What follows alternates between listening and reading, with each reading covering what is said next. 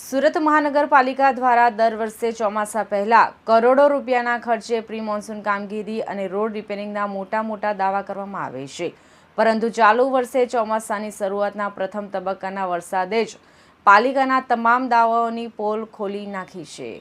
સુરતના પાંડેસરા વિસ્તારમાં આવેલ ગણેશનગર પાસે ગોકુલધામ આવાસ સામે અચાનક રોડ બેસી જતા બીઆરટીએસ બસનો આગળનો ભાગ ઊંડા ખાડામાં ફસાઈ ગયો હતો।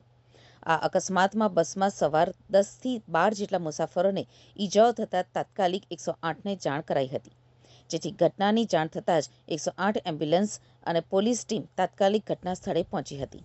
ઈજાગ્રસ્ત મુસાફરોને સારવાર માટે નજીકની હોસ્પિટલમાં ખસેડવામાં આવ્યા હતા, જ્યારે અકસ્માતને લઈ આખા વિસ્તારમાં ભારે ભીડ અને અફરાતફરીનો માહોલ જોવા મળ્યો હતો। आपका नाम बुद्ध से। क्या हुआ था?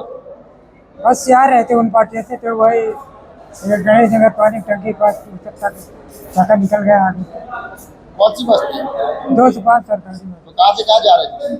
गणेश नगर आ रहे थे पंडितसरा ड्यूटी के लिए। कैसे निकल गया टायर? टायर अब चलते चलते गाड़ी आई है, निकल गए। तो तुम्हें चोट कैसे लगी? बहुत सारे आदमी गिर गए बस में। बस में कितने लोग थे? तो करीब 30 आदमी 35 आदमी थे।